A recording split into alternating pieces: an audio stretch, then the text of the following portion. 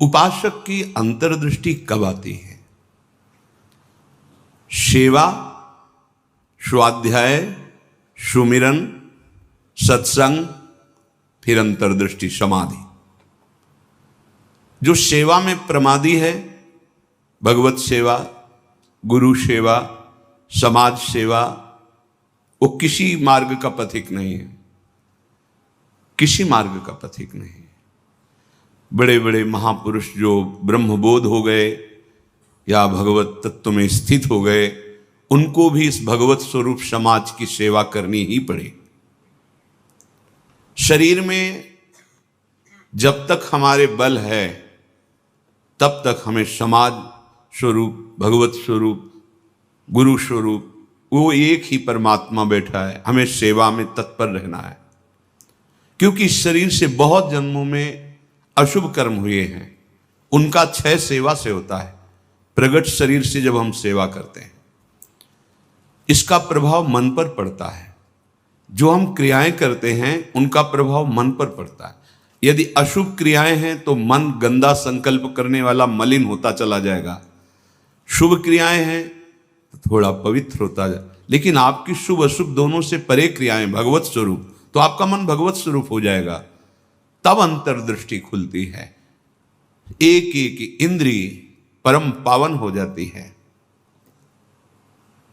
ये 7 बातें पूज्य श्री राधा बाबा आदेश कर रहे हैं, अंतर्दृष्टि खोलने के लिए है। साधक प्राणों की बाजी लगा करके भी इनका कभी उल्लंघन न करे तो 4 अनर्थों का अपने आप नाश हो जाता है। आगे वर्णन आएगा। प्रेम ही अंतर्दृष्टि है। प्रेम नेत्र, हरिवंश नेत्र, हिय के नयन निहार, अंतर्दृष्टि, ये एक ही शब्द के बहुत से पर्यायवाची हैं। प्रेम नेत्र कह रहे, प्रेम न बाड़ी नीपजे, प्रेम न हाट बिकाए, राजा परजा जेहि रुचे, शीस दे ले जाए। समझो, प्रेम ये बाजारू वस्तु नहीं कि खरीद लोगे पैसा देके। प्रेम ये ऐसा नहीं कि खेती बाड़ी है आप मेहनत करके इसे उपजा लोगे, नहीं। बोले चाहे राजा हो या प्रजा हो, जिसे भी प्रेम चाहिए शीस दे ले जाए। नारायण अति कठिन है हरि मिलन की बाट, या में पग पीछे धरे, प्रथम शीस दे काट। प्रथम शीस दे काट, शीस दे ले जाए, इसका क्या भाव होता है? अहम का समर्पण, बिका हुआ मैं हूं, मेरी कोई इच्छा नहीं, मेरी कोई चाह नहीं, अब जो ही कहें करें हम सोई, और जैसा वो करते जोई जोई प्यारो करे, सोई मुझे भावे। बात हो गई। प्रेम नेत्र खुलने का अधिकारी हो गया। ये अहम ही तो नचा रहा है। ये कभी वैराग्य में बैठा लेगा, कभी तपस्या में, कभी भोगों में, कभी प्रमाद में।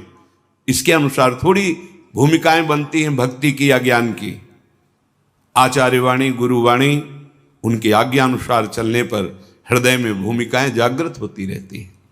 ये अहंकारी देहाभिमानी सुधरना ही नहीं चाहता, मनमानी आचरण करना चाहता है। मनमानी आचरणों से ही तो आज तक हम विमुख रहे, सुख से, शांति से, भगवदानंद से। दुख और अशांति, क्लेश और बंधन बार बार यही मन और बुद्धि तो दे रहे हैं। बिल्कुल सत्य बात कह रहा हूं, इसे केवल सुनना ही मत समझ लेना। पूज्य राधा बाबा के वचन।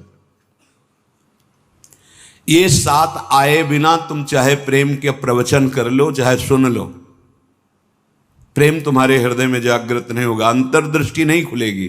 श्रीपाद कह रहे अंतर्दृष्टि पश्य वृंदावनस्य, अंतर्दृष्टि से वृंदावन का दर्शन होता है। हमारी देखो बाहर नेत्र तो हैं पर त्रिगुणात्मिका माया के हैं।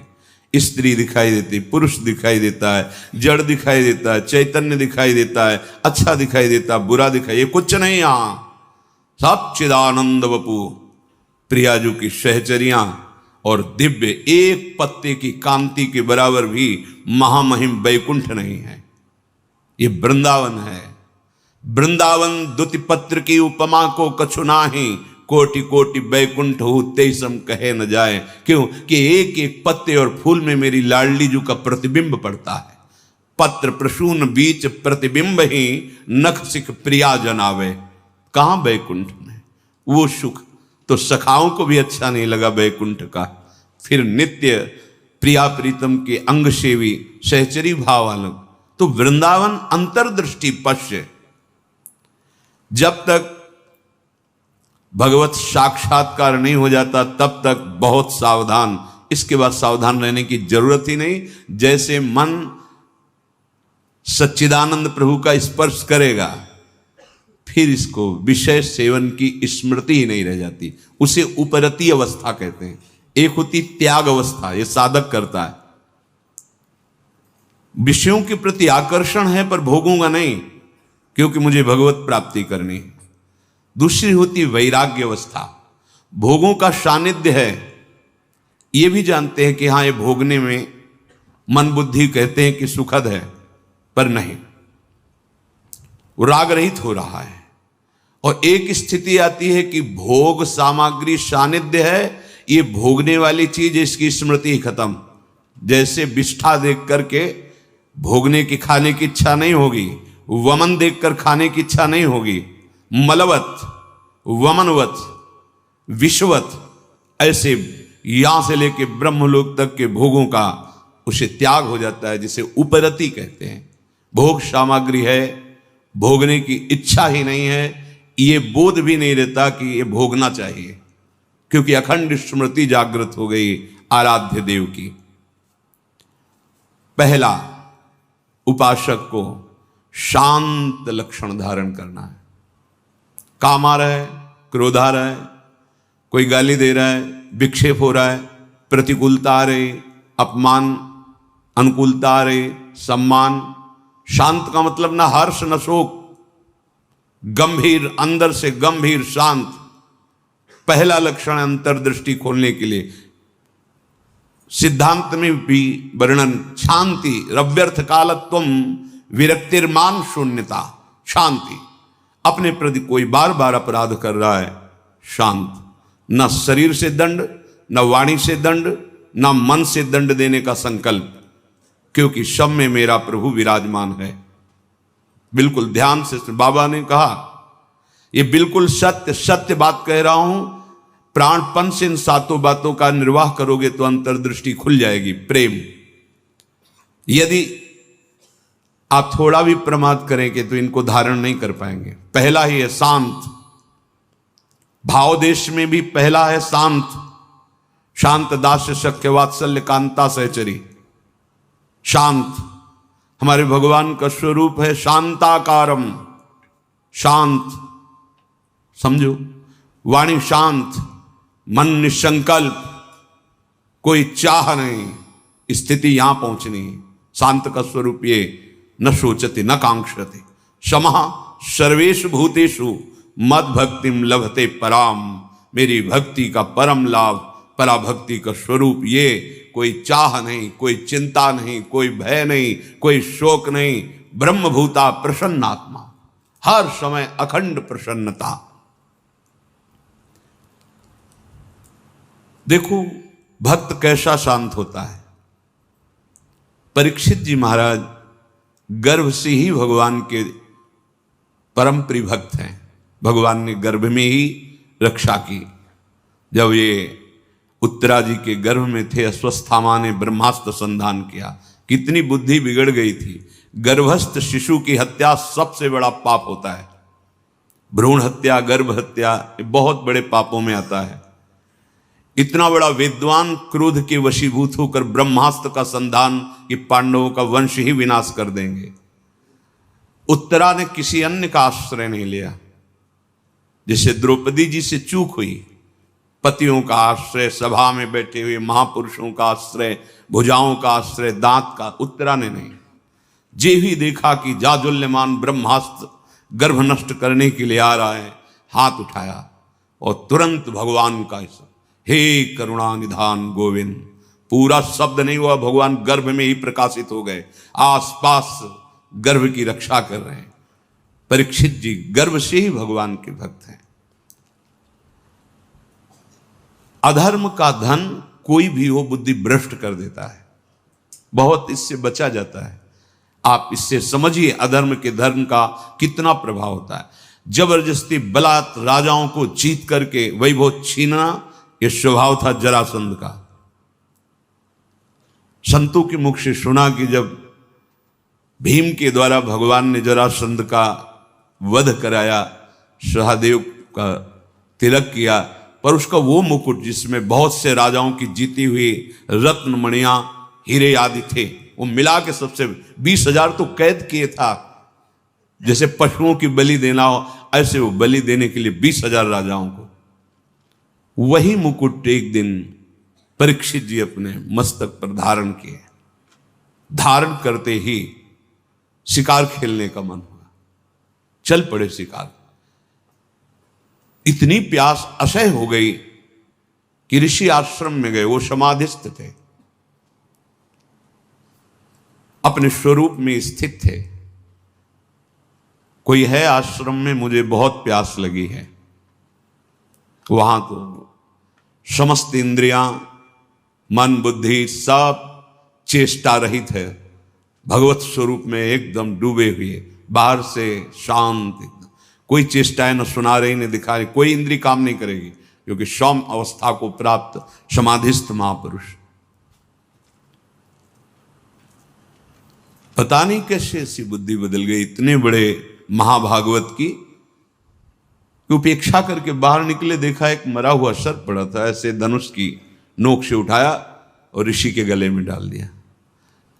महत अपराध है। साधु का उपहास या इस तरह की चेष्टाएं, उनको इसका भी पता नहीं चला, तो शांत अपने स्वरूप में स्थित हैं। कुछ ब्रह्म ऋषि कुमार देखे कि राजा परीक्षित अंदर गए थे, बाहर गए तो कोई बात थी क्या, वहां गए तो देखा समाधिस्थ थे, उनके गले में मरा हुआ सर्प।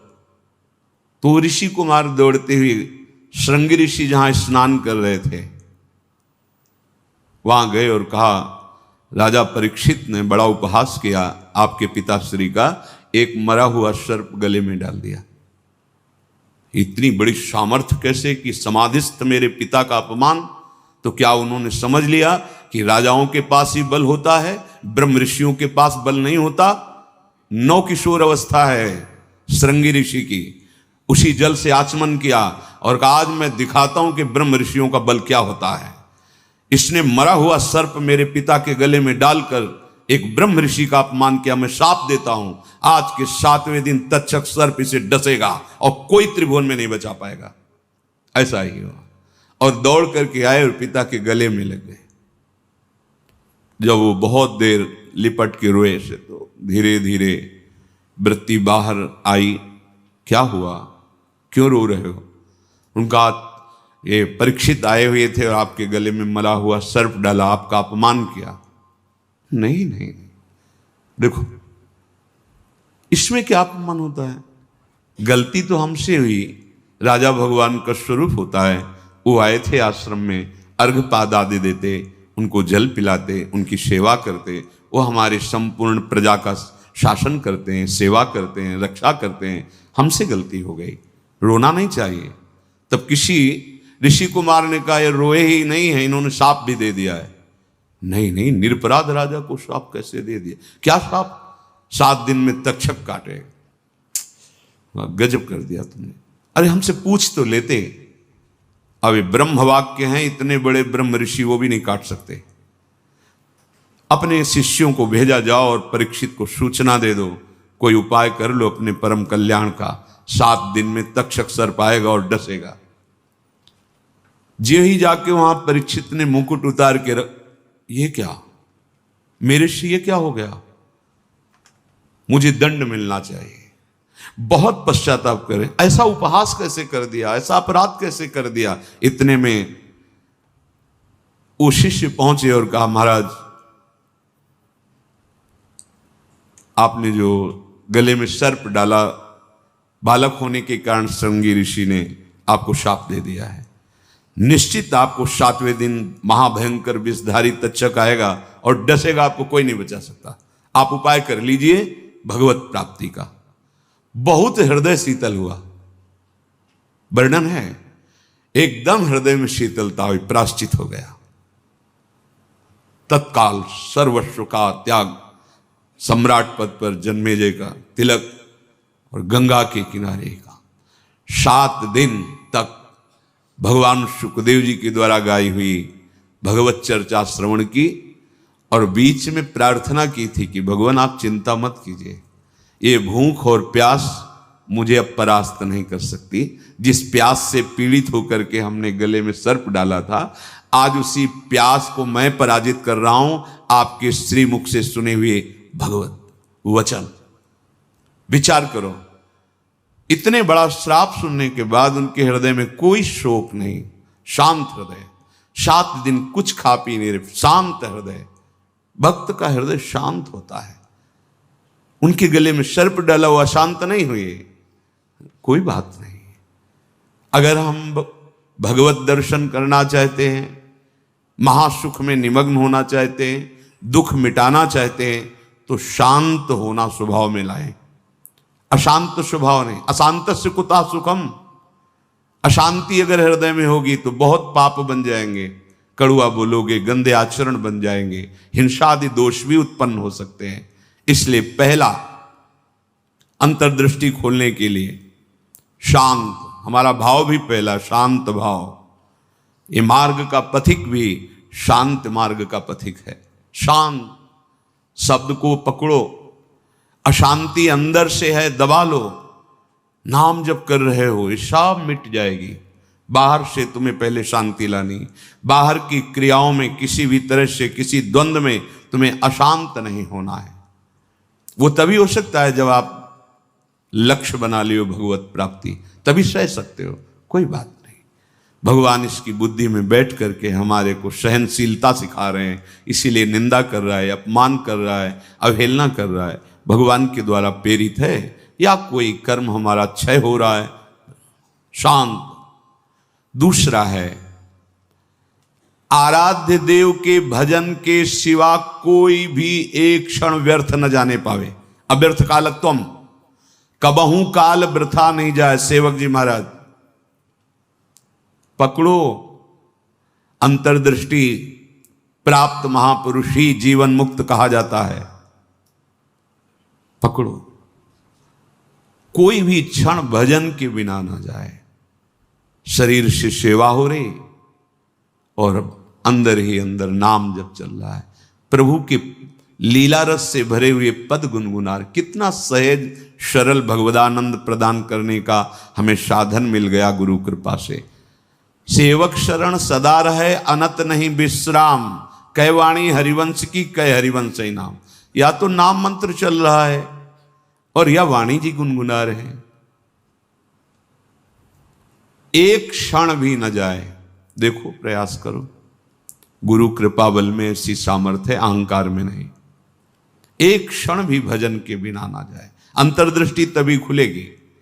तीसरा, ये विश्वास कर लो, संसार के किसी भी भोग में सुख नहीं है। कभी तुम्हें तृप्ति नहीं मिल सकती, क्योंकि है ही नहीं।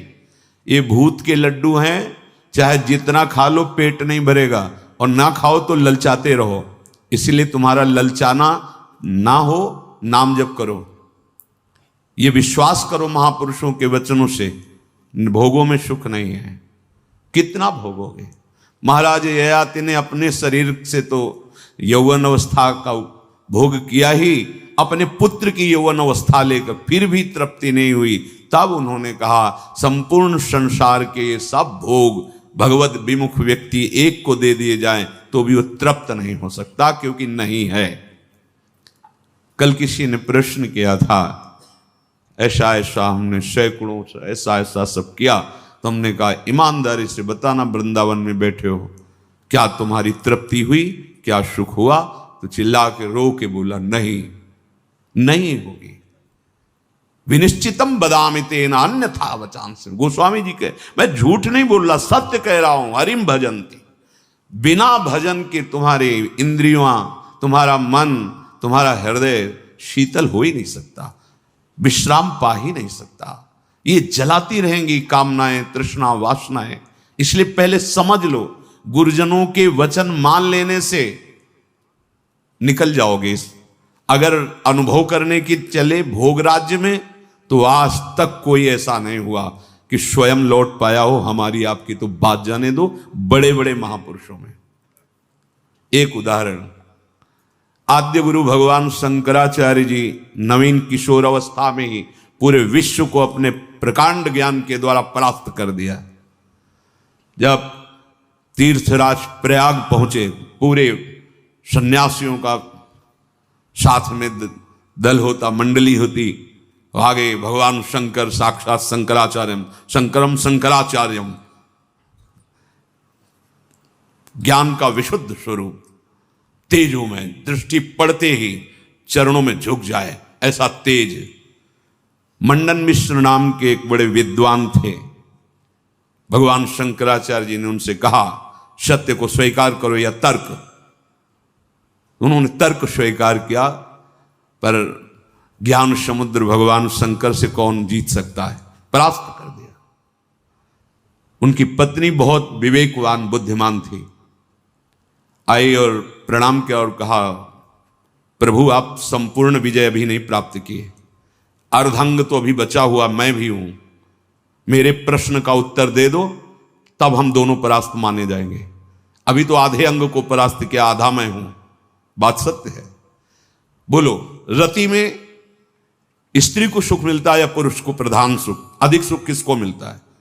बहुत प्रवीण थी, जानती थी, बाल योगी है, अनुभव शून्य। अगर ये कुछ बोलते हैं तो आपका अनुभव है ऐसा? क्योंकि सत्य विषय का तो अनुभव है, असत चेष्टाएं तो की ही नहीं, तो कैसे इनको अनुभव होगा? तो चुप हो जाएंगे। पूछा, मुस्कुरा दिए भगवान शंकराचार्य, समय चाहिए इसके लिए। हाँ देती हूं। एकांत हुए अपने सब संतों को लेकर और गुफा में कहा कि मैं शरीर छोड़ रहा हूं, ये सन्यासी शरीर है, महायोगी थे, मैं इसका अनुभव करके उसको बताऊंगा। आप हमारे शरीर को गुप्त रखना और ऐसी ऐसी पद्धति से सुरक्षित रखना, प्रकाशित ना होने पावे कि यह शरीर यहां है। ध्यान के द्वारा देखा कि एक राजा का शरीर छूटा है, अपना शरीर छोड़ा और वहां सौ रख करके विलाप हो रहा था। अचानक हरकत आ गई शरीर में, प्रवेश कर गए आद्य गुरु भगवान शंकराचार्य। इसके पहले अपने शिष्यों को बता गए थे, मैं वहां उस शरीर में प्रवेश कर रहा हूं और भगवान हरि की माया बड़ी प्रचंड है, कहीं ऐसा ना हो कि उस वैभव सुख में राजी हो जाए। तो एक मोह मुद्गल स्तोत्र की रचना करके दे दी थी, ये आके सभा में सुनाना तो ये सब ठीक हो जाएगा। आद्य गुरु भगवान शंकराचार्य ज्ञान समुद्र, वो कह रहे हैं कि कहीं ऐसे वैभव में, राज वैभव में बुद्धि राजी ना हो जाए, इसलिए मोह मुद्गल स्तोत्र, भज गोविंदम गोविंदम भज मूढ़मते, पूरा स्तोत्र है, ये सुनाना के राज दरबार में। जे ही हरकत हुई शरीर में, तो अब तो महान खुशी, नहीं राजा जीवित हो गए, बड़ा आनंद उत्सव मनाया गया। अब शरीर तो राजा का, लेकिन अंदर योगी, महायोगी, लौकिक चेष्टाओं का बिल्कुल ज्ञान नहीं। रानी बहुत बुद्धिमान थी, समझ गई कि राजा तो पधार गए हैं, इनके शरीर में किसी योगी का आवेश हुआ है। कोई योगी तो क्या, हमारे राजा ही तो है ना। उसने गुप्तचरों को आदेश किया, कहीं भी किसी योगी का शरीर दिखाई दे तो उसको तत्काल नष्ट कर दिया जाए। पहले ही भगवान शंकराचार्य जी ने गुप्त रख लिया था, बता दिया था सुरक्षित रखना। सारी चेष्टाएं उनको सिखाई रानी ने। वास्तविक काफी समय हो गया, शिष्य इंतजार करते रहे, भगवान शंकराचार्य जी वापस ही नहीं हुए। ये मोह मुद्गल स्तोत्र जाके कहा तो बस गा करके वो बाहर निकले। भगवान शंकराचार्य जी अंतर्ध्यान, तो राजा का शरीर फिर ऐसे आके फिर बताया। तो भोगों में और योग में दोनों के अनुभव करके बड़े बड़े महापुरुषों ने देखा, केवल भ्रम, कहीं कोई सुख नहीं। हम महापुरुषों के वचनों को माने, अनुभव करने के लिए ना चले। अनुभव करने के लिए जब गए तो आद्य गुरु भगवान शंकराचार्य भी अपने शिष्यों को मोह मुद्गल प्रहार करके मोह का नाश करना, क्योंकि उस शरीर में जाने पर हो सकता है मोहबद्ध कर, ये भगवान की प्रचंड माया है। तो गुरु वचनों को मान लो, शास्त्र वचनों को मान लो, अनुभव करने गए तो फिर फंस जाओगे। वो तो समर्थ भगवान है, लीला करके दिखा रहे हैं।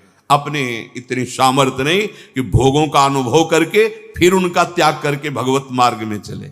जब भगवान शिव मोहिनी रूप को हृदय से लगाया, फिर आवेश हटा माया का, तब भगवान हरि ने कहा कि प्रभु केवल आप ही हैं कि मेरी माया का आकर्षण, और फिर अपने स्वरूप में स्थित हो गए। दूसरा इस सृष्टि में नहीं है, सृष्टि में नहीं। ऐसी प्रचंड माया भगवान की है। इसलिए पूज्य राधा बाबा कह रहे उपासक, तीसरा नंबर है, समस्त भोगों में कोई सुख नहीं है, ये मान लो। केवल शरीर यात्रा के लिए या अपनी धर्म पूर्ति के लिए, आप गृहस्थ में हैं तो धर्म पूर्ति के लिए, संतानोत्पत्ति के लिए वो आज्ञा शास्त्र की है, वो निष्पाप क्रिया है, वो आपको आगे बढ़ाएगी। भगवत मार्ग के पथिक को जितने से काम चल जाए कम से कम, उतना शास्त्र सम्मत भोगों को स्वीकार करके आराधना में बढ़ना है। शास्त्र सम्मत, तस्मात् शास्त्रम प्रमाणम ते। पहली बात तो भोगों में सुख है ही नहीं, ये बैठा लो। जितने से प्राण पोषण उतना अन्न डाल लिया, जितने से शरीर ढक जाए उतना वस्त्र धारण कर लिया। निरंतर निरंतर शांत और निरंतर, एक क्षण का अंतर न पड़े ऐसा भजन, और भोगों में सुख बिल्कुल नहीं है ऐसा। जैसे कोई दुर्गंध युक्त स्थान हो तो हम नाक बंद करके चलेंगे क्योंकि बड़ी दुर्गंध है। कोई मल बमन आदि पड़ा हो तो उस दृष्टि नहीं डालेंगे। ऐसे भगवत मार्ग में चलने वाले पथिक की दृष्टि बड़े से बड़े आकर्षणकारी भोगों के प्रति होती है, ध्यान रखना। रमा विलास राम अनुरागी तजत बमन जिम जन बड़भाग, वो देखेगा भी नहीं। ऐसे अगर आप किसी भी दृश्य को प्रियता से देखते हैं मोबाइल में, या ऐसे छुप के देख रहे हैं, भाई सामने तो देख नहीं सकते तो किसी ऐसी जगह खड़े जहां से शरीरों का आकर्षण देख रहे हैं, अपने आप का नाश कर रहे हैं, वो संस्कार बन रहे, तुम्हें गिराएंगे, यहां नहीं तो कहीं गिरा देंगे, आज नहीं तो कल गिरा देंगे। बहुत सावधान। ये तीसरा है, किसी भी भोगाकर्षण से हम प्रभावित ना हो। जब दूसरा चलेगा तो तीसरा ही आ जाएगा। निरंतर भजन और ये सावधानी, निश्चित निश्चित। हमें अच्छा लगा जब उससे पूछा, वो खुद वर्णन कर रहा था ऐसा ऐसा ऐसा। हम कहा क्यों गंदी बातें सुने, पर इसलिए कि इससे लाखों लोगों का भाव शुद्ध हो सकता है। उससे पूछा तुम्हें क्या मिला, सुख मिला? तो उसने कहा नहीं, और रो पड़ा चिल्ला के। बस मान लो ये बात, इन गंदे चेष्टाओं में कभी सुख नहीं, कहीं सुख नहीं। केवल तुम मृत्यु का वर्ण कर रहे हो, अपनी जीवन को नष्ट कर रहे हो। शास्त्र सम्मत भोग वैराग्य प्रदान करके मोक्ष प्रदान करते हैं। धर्म अर्थ काम मोक्ष। अगर आप मनमानी आचरण करेंगे, मनोरंजन करेंगे, तो आप कोई भी हो, कहीं भी हो, नष्ट हो जाएंगे। ये संत महापुरुष जन, इनकी वाणी एक जैसे मां दुलार करके डांटती है, ऐसे अनंत दुलार लेकर आपसे कह रहे हैं। आपकी निंदा करना उद्देश्य थोड़ी है, आपको अवगुणी साबित करना उद्देश्य नहीं, आपके हृदय को चोट पहुंचाना उद्देश्य नहीं, पर आपके हृदय को महान बनाना और दुर्गुणों से, दुर्विचारों से, दुष्कर्मों से मुक्त करा के महासुख में निमग्न करना, इस संतों की वाणी का पावर है, ये उसकी सामर्थ्य है। आप उससे कटु वचन न माने, उपहास या अवहेलना न माने। जैसे हम चाहे जो रोग हो डॉक्टर के सामने पेश करते हैं, ऐसे ही बड़ी कृपा है उनके ऊपर जो अपने अवगुणों को अवगुण मान रहे हैं और उनसे दूर होना चाहते हैं। ये कोई आश्चर्य में बात नहीं, क्योंकि भगवती माया बहुत बलवती है। भगवत विमुख कुछ भी करा सकती माया। जो भगवान नाम जापक वहां होश में रहती माया, क्योंकि वो स्वामी का नाम जप कर रहा है और प्रभु की शरण में है। अगर उपासक के हृदय में भोगों से घृणा नहीं आई है तो अभी उपासना का रंग नहीं, नाम जप नहीं चल रहा पक्का। हृदय की बात कहता हूं। आप देखो, एक दिन चला के नाम देखो, 24 घंटे जलन पैदा हो जाएगी। अगर कोई आपसे बात करना चाहेगा, कुछ देखना, कुछ सुनना, कुछ बोलना, ये जहर लगने लगेगा आपको। देखो तो करके। अब आप मनोरंजन में लगे हो, किसी तरह समय कट रहा है, खाया पिया, मौज मस्ती, ये जीवन ऐसे व्यतीत करने लायक नहीं है। बड़ा दिव्य जीवन है। मानव देह पशुवत थोड़ी आचरण करना है। दिव्य दैवी सद्गुणों से युक्त होकर आप चाहो नारायण बन सकते हो, आप साकेतपुर जा सकते हो, आप शिव स्वरूप कैलाश में जा सकते हो। आप जो भाव चाहें दिव्य भाव में। ये जन्म मरण का दुख भोगते भोगते तुम्हें ऊबना नहीं आया। एक संकट कोई निवृत्त करने के लिए मारा घूमता है, यहां चले जाएं, वहां चले जाएं, और नाम गरज रहा है हर दुखों को मिटाने के लिए। कहीं जाने की जरूरत नहीं। राम कृष्ण हरि जो नाम प्रिय, राधा राधा राधा, सर्व मंगल होता चला जाएगा। बार बार इसीलिए कह रहे हैं, नाम जपत मंगल दिशि दसहु। कहीं भी जाओगे तुम्हारा मंगल ही होगा, नाम चल रहा है। नहीं, ये भोगा शक्ति बहुत ही प्रबल है, विचार करने का अवसर नहीं देती, भ्रष्ट कर देती है। नाम चल रहा है, इसकी ताकत नहीं कि गिरा सके। चौथी बात, मन में अपने अंदर मान का बिल्कुल भी प्रभाव ना रह जाए। अंतर्दृष्टि खुलने के लिए पहला शांत, दूसरा निरंतर भजन, तीसरा भोगों में सुख नहीं है, दृढ़ बुद्धि, भोगों से घृणा। चौथी बात, अपने अंदर मान न रह जाए। अगर मान है तो परम पद में आरूढ़ होने के लिए सबसे पहला त्याग इसी का किया गया है। निर्मान मोहा जित संग दोषा। पहले मान रहित, सबहि मान प्रद आप अमानी। मान अगर है तो फिर परमार्थ मार्ग का पथिक। और संसार में मान के लिए ही सब कुछ किया जाता है, और परमार्थ मार्ग इससे उल्टा है। मान की धज्जियां उड़ा दी जाती हैं। सम्मानम कलयाति घोर गरलम, ये घोर हलाहल विष है। अगर अध्यात्म की ऊंचाई पर चढ़ना है तो सम्मान की धज्जियां उड़ा दे, अंदर से कभी स्वीकार न करे, सबके चरणों में नमन करे। वो साष्टांग कर रहा है, पंचांग कर रहा है, बलिहारी उसकी श्रद्धा है। वो सबके हृदय में विराजमान भगवान को प्रणाम कर रहा है, गुरु प्रदत्त वेश को प्रणाम कर रहा है। हम तो दास हैं उनके चरणों में। सम्मान स्वीकार करना, ऐसा अधिकार केवल भगवान को या भगवत प्राप्त महापुरुष को ये अधिकार है अपने जैसे दासों का। बस कोई प्रणाम करे तो नम्र होके प्रणाम। अगर वो कर रहा है तो गुरु प्रदत्त वेश को, हृदय में विराजमान प्रभु को कर रहा है, अपने को नहीं। अगर अपने उस मान के भोक्ता बने तो परमार्थ चल ही नहीं पाओगे, नहीं चल पाओगे, नहीं चल पाओगे। ये मान बहुत घातक जहर है। अगर सत्संग नहीं मिला, गुरु कृपा नहीं हुई, तो इसी का पोषण शुरू रहता है। वैराग्यवान होकर के भी इसी मान का पोषण होता रहता है। और परम पद में आरूढ़ होने के लिए सबसे पहला त्याग इसी का है। निर्मान अमोहा जित संग दोषा। मान रहित, ये हृदय में बैठा लिए। बहुत सूक्ष्म बंधन है ये। कभी कभी बड़े बड़े मान का त्याग मान के लिए हो जाता है। सम्मान पत्रों का, आसनों का त्याग मान के लिए। बड़े सुंदर, कितने दयनीय। ये सुनने की इच्छा मान की इच्छा है। अगर स्वाभाविक हमारी स्थिति मान रहित हो रही तो ये केवल गुरु कृपा से, ये पक्का। ठाकुर जी भी हृदय में बैठे हैं, कभी डांट नहीं लगाई, हृदय में ही तो है। लेकिन जब ठाकुर जी गुरु रूप से आए तो एक एक चोरों को पकड़ करके पीट पीट के बाहर कर दिया। अहंकार, मान, मद, काम, क्रोध, लोभ, मोह, मद, मत्सर, ये सब पर टिको ना, आज्ञा पे टिको, गुरुजनों की आज्ञा पर, वाणी पर टिको, सब ठीक हो जाएगा। ये जिम्मेवारी प्रभु की बन जाती है। योगक्षेमम वहाम्यहम्, अप्राप्त को प्राप्ति कराना और प्राप्त की रक्षा करना। आप अनन्यश्चिंतयन्तो माम, अनन्य होकर केवल चिंतन करो, संभाल लेंगे।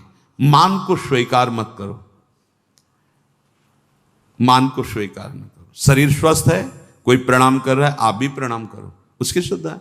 जब बहुत लोग प्रणाम करें तो कहां तक करोगे? हृदय से सबको प्रणाम किया और अपनी स्वीकृति नहीं की कि हमें प्रणाम हो रहा है। नहीं, देहाभिमान पुनः पुष्ट होने लगेगा। बहुत सूक्ष्म है। जहां हमारा मन प्रपंच में फंसने लगे, जहां हमारा मन संसार की मान्यताओं को स्वीकार करने लगे, नहीं, ये जीवन केवल भगवत प्राप्ति। मन की बिल्कुल एक दृष्टि रखो मन पर, इसकी एक एक वृत्ति की जांच करनी है। वो स्वाभाविक स्फुरित जो हो रहा है उसका विकारात्मक स्वरूप, शासन उस पर, प्रश्न उत्तर उससे करो। हम लोग क्या करते हैं? गुरुजनों से प्रश्न उत्तर करके तर्क रखते हैं। तर्क रखो मन के ऊपर। क्यों? बहुत बार तो तेरी सलाह मान ली, दुर्गति ही हुई है, अब तुझको मेरी सलाह माननी होगी, जो मैंने संतों से सुना है, जो मैंने शास्त्रों से पढ़ा है, उस पर तर्क रखो। नहीं, मन के तो बोलते ही दस्तखत कर दिए और शास्त्र सम्मत गुरुजनों की वाणी पर क्यों में हो, ऐसा क्यों, वैसा क्यों। चौथा है आपके मन के अंदर मान का बिल्कुल न रह जाना। अमानिना मान देना, स्वयं अमानी, दूसरों को मान देना। महाराज भर्तृहरि जी जब भोगों से वैराग्य की वृत्ति जागृत की, कुछ नहीं, पिंगला का दृश्य देख करके घोर वैराग्य युक्त भगवान शंकर की आराधना, समय पर देवाधिदेव महादेव प्रसन्न हुए और कहा क्या इच्छा करते हो, वरदान मांगो। तो भर्तृहरि जी ने यही वरदान मांगा था, प्रभु कभी सम्मान से मुझे भिक्षा भी ना मिले, तिरस्कृत होकर भिक्षा पाऊं, कभी सम्मान से, मान से नहीं। ये क्यों? जहां मान जागृत हुआ फिर देहाभिमान, क्योंकि चक्रवर्ती सम्राट रहे ना, तो यही मांगा कि मान रहित हमारी स्थिति रहे, अर्थात भिक्षा भी मुझे कभी सम्मान से न मिले प्रभु। और महापुरुषों के वचन, जिस गली में भिक्षा मांगने गए आपका तिरस्कार हुआ, अपमान हुआ, अवहेलना हुई, उस गली में जरूर जाना चाहिए। लेकिन उस गली को पहचान लेंगे, जाएंगे नहीं। और आओ बाबा राधे श्याम, बैठो कुर्सी में बैठो, एक गरम गरम बनाओ, वहां जरूर जाएंगे। नहीं, वहां मत जाइए। दरवाजे के बाहर से भिक्षा का अधिकार है, अंदर बैठना, कुर्सी में जाके बैठना, बात करना, हंसना, ये आप अपने लिए वो बीज बो रहे हैं जो परमार्थ को नष्ट कर देगा। गुरुजनों का आदेश है, भिक्षान्न केवल गेट के बाहर से, राधे श्याम 2-3 आवाज लगाई, अगर कोई ग्रह निकला भिक्षाम दे, ली रोटी चल, नहीं बस 1 2 3 आवाज लगाई, बाहर मिला मिला, नहीं मिला भूख पा लिया। तब भगवान अधीन होते हैं ऐसे भक्तों के। मन में मान का बिल्कुल न रह जाए आदर, बिल्कुल। 5वां, दिन रात में प्रतिपल ये भरोसा दृढ़ हो जाए भगवान हमारे साथ हैं। प्रेम दृष्टि खुलने का ये राधा बाबा का आदेश है। रात दिन तुम्हारे अंदर ये भरोसा हो जाए कि दिखाई तो नहीं दे रहे, भगवान है निश्चित हमारे पास। हमारी वाणी जी कहती है, नाम वाणी जहां श्याम श्यामा तहां। नाम चल रहा है तो तुम्हें दिखाई देंगे आगे चलकर, अभी पहले पाप नष्ट होने दो, अनर्थ की निवृत्ति होने दो, फिर देख लेना। पर तुम्हें ये विश्वास करना है आज सुन के, हर समय भगवान हमारे पास हैं, हमारे आराध्य देव हमारे पास हैं, हमारे पास हैं, और निश्चित वो मुझे मिलेंगे। 5वां है, निश्चित मुझे मिलेंगे। वो हमारे आसपास ही हैं, वो हमें देख रहे हैं। विश्वास करो, हमारे आराध्य देव आसपास हैं, मुझे देख रहे हैं, और मैं उन्हें जरूर देखूंगा, अर्थात निश्चित भगवत साक्षात्कार होगा। 6, माला संख्या पूरी करने वाली यहां बात नहीं है, वो तो प्रारंभ की होती है। यहां बात है कि प्राण छूट जा सकते हैं लेकिन भजन नहीं छूट सकता, ऐसी दृढ़ता पूर्वक भजन। दूसरा था निरंतर भजन, अब इसमें दृढ़ता पूर्वक भजन। दृढ़ता इसलिए 6 नंबर मानो उसी की व्याख्या का रखा है। कोई प्रलोभन आ सकता है जो आपके भजन को रोक सके, क्योंकि माया बहुत बलवती है। कोई वासना दबी होगी, वही वासना का सारा भोग सामग्री फ्री, एकांत भोगो इसको, क्योंकि आप बहुत ऊंचाई पर चढ़ने जा रहे हो, भोगो इनको। लेकिन भगवत साक्षात्कार करने वाला किसी प्रलोभन में प्रभु देखो, त्रिभुवन की राज्य लक्ष्मी देने पर भी आधे पल के लिए, याद हो गया होगा आपको, सैकड़ों बार कहा है, आधे पल के लिए भी अपने प्रभु का विस्मरण नहीं, इसे दृढ़ता कहते हैं।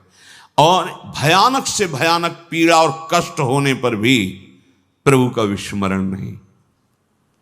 देखो यहां तो जरा सा कुछ विक्षेप हो गया तो भजन ही नहीं है, भजन ही नहीं है। वैसे ही भजन ने बिना विक्षेप के, फिर शारीरिक कोई पीड़ा, कोई बहादुर आदमी वही होता है जब उसके घाव लगते हैं ना रणभूमि में, तो उसको और आवेश आता है शत्रु को मारने का। ऐसे ही उपासक होता है, बुखार है, कष्ट है, पीड़ा है, नाना प्रकार के दुख हैं, उसको और आवेश आता है, पहले से भी और अधिक नाम जप। ये जीतने का मार्ग है, हारने का नहीं।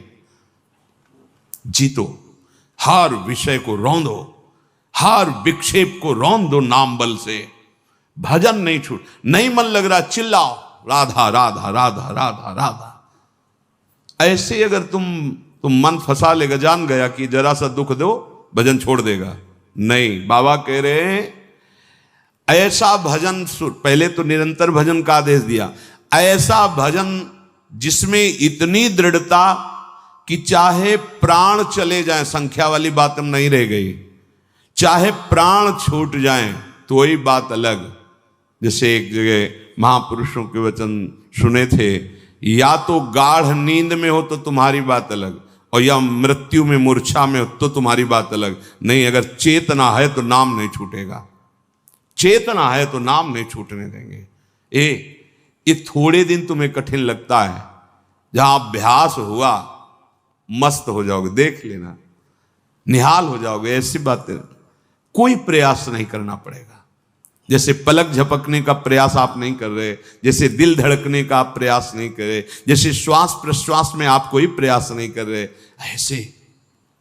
और जहां भजन शुरू हुआ तो जैसे भोजन आप करते हो पचा लीवर देता है, ऐसे नाम आप जब करो सारे दुख नष्ट कर देगा, नाम पचा देगा, सारे कर्मों को भस्म कर देगा।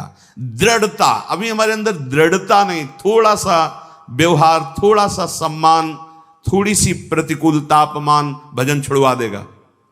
देख लो, ऐसी दृढ़ता की प्राण निकलने की भी बात हो तो राधा राधा राधा, नाम नहीं छूट सकता। सातवां, जहां भगवान की लीलाएं हुई उनमें अत्यंत आसक्ति हो जाना। ये ब्रज 84 कोश भगवत लीला क्षेत्र है, इसमें आसक्त हो जाना। भले आप नहीं रह पा रहे हैं, लेकिन आप कहीं भी हो, आश्रय इधर हो वृंदावन। जब आपको छुट्टी मिली भागे वृंदावन, एक दिन ही सही परिक्रमा लगाई, दर्शन किया, सत्संग किया। भगवत लीला स्थलियों में आसक्ति, आसक्ति का मतलब होता है फिर और कहीं जाने की इच्छा नहीं होगी। जैसे विदेश में गया हुआ आदमी छुट्टी पाया तो अपने देश जा, तो अपने घर की बात सोचे, घर जाना है, ये हमारा घर है वृंदावन। हम भूल से माया में अनेक संबंध स्थापित करते हुए भटक रहे हैं। आ जाओ, हरि और किशोरी जो ये ललिता विशाखादि सखियां, दिव्य वृंदावन, ये हमारा घर और ये हमारे घर के जन है। आए मिले परिवार आपने, हरि हंस कंठ लगायो, भाग बड़ो वृंदावन पायो। ये 7 बातें जब कोई धारण करता है और 4 विघ्नों से बच जाता है तो उसके हृदय में अंतर्दृष्टि प्रकाशित हो जाती है। ये 4 दुष्कृत हैं, अनर्थ, ध्यान से सुनना। ये 7 बातें स्वीकार करनी है और इन 4 बातों से बचना है। पहला है दुष्कृत जात अनर्थ। पूज्य श्री राधा बाबा, पूर्व जीवन में जो हमसे पाप हुए हैं, बड़े बड़े बुरे कर्म हुए हैं, पूर्व में लाखों अनंतों जन्मों का बात आ गई। अब यह अज्ञानी जीव ऐसे तर्क करते हैं, कौन जाने पीछे कर्म हुआ है कि नहीं। अभी नया बच्चा जो प्रकट हुआ वो किसी विद्यालय में तो नहीं गया कि शिक्षा दी गई हो, आप ऐसे करो, वो भयभीत हो जाए, मतलब जानता है भय का क्षेत्र है। मां जब दुग्ध तो पीने लगता है, इसका मतलब ये पूर्वाभ्यासी है इसका, दुलार करो, ऐसे पुचकारो, वो किलौरे, इसका मतलब है जानता है इसे प्यार कहते हैं और ये इसको प्रहार कहते हैं। वो बड़ा पुरातन है, कपड़ा नया बदला हुआ है, अभी जीव नया है। कर्म भोग जब होते हैं, कई प्रश्न करते हैं कि अभी तो 10 वर्ष का बालक था, उसने इतना बड़ा पाप क्या किया, ऐसा। तुम क्या जानते हो? कपड़ा 10 वर्ष का है लेकिन पहनने वाला बहुत पुरातन है। वो भगवान का अंश है, न जाने कितने शरीरों का त्याग करते हुए पाप कर्म किए, तो वो उसको दंड मिल रहा है। महापुरुषों के वचन, ये अज्ञानी जनों के ऐसे तर्क होते, कैसे उनको समझाए? कह रहे हैं कि जो तुमने पूर्व जीवनों में पाप कर्म किए हैं, अब तुम भजन में लग रहे हो, तुम्हारा अंतिम जन्म का निर्णय है कि मैं भगवत प्राप्त हो जाऊं, अब वहां से हिसाब फटाफट होगा। वो संस्कार मन पे आएंगे, तन पे आएंगे, शांत नाम जप बढ़ाते जाओ। जो भोग जितना, वो बहुत कम करके भोगवा रहे हैं भगवान, बहुत कम करके। अगर तुम्हें अपने सारे कर्मों का भोग भोगना पड़े तो हजारों करोड़ों जन्म बार बार लो और बार बार भोगो तो भी निपटना मुश्किल हो जाएगा, इतना स्टॉक है। अब इसी जन्म में थोड़ा थोड़ा करके भुगा करके अपने पास बुला लेते हैं। अत्यंत कृपा है। जो भी दुष्कृत जात अनर्थ तुम्हारे जीवन में आएगा, 2 प्रकार से, एक दंड रूप से आएगा और एक आएगा पाप कर्म कराने की प्रेरणा रूप से। ध्यान दीजिए, एक को तो भोग लेना है दंड को, दूसरा आएगा मन में बैठ करके पाप कर्म कराने की प्रेरणा देगा, पाप कर्म कराने की सुविधा देगा। अगर दूसरे को भोग लिया तो आगे फिर योनि बनने का, किसी योनि में जाने का आपने हिसाब तैयार कर लिया। समझ लीजिए, धर्म पूर्वक भोग स्वीकार की आज्ञा है। अधर्म पूर्वक जो हमारे कृत्य हुए हैं वो 2 प्रकार का प्रभाव डालेंगे। पूज्य श्री राधा बाबा कह रहे, एक तो ये दंड रूप से, जैसे कोई रोग आ जाना, कोई अपमानित कर रहा है, कोई निंदा कर रहा है, आदि आदि, बड़ा तिरस्कार हो रहा, शांत तुम्हारे पाप नष्ट हो रहे। एक आता है मन में, ये अंतर का है, इतनी गंदी वासना और उसी वासना के अनुसार सुविधा, वही भोग तुम्हें मिलेगा जो तुम्हारे अंदर वासना बढ़ी हुई है। बिल्कुल नहीं, अगर त्रुटि कर दी गए, ये भारी अनर्थ पैदा कर दे। प्रायः चलन चलन सब कोई कहे, बिरला पहुंचे कोई, एक कंचन एक कामनी दुर्लभ घाटी दोए। बहुत सावधान। ये बार बार आपको भजन करते समय बुरे कर्मों की स्फुरणा बुराई की तरफ घसीटेगी। 1 मिनट के लिए इससे छोड़ दो, नाम जप साधन सब चलो, 1 मिनट बस वो स्फुरणा स्वरूप संसार की, बड़ा गजब है।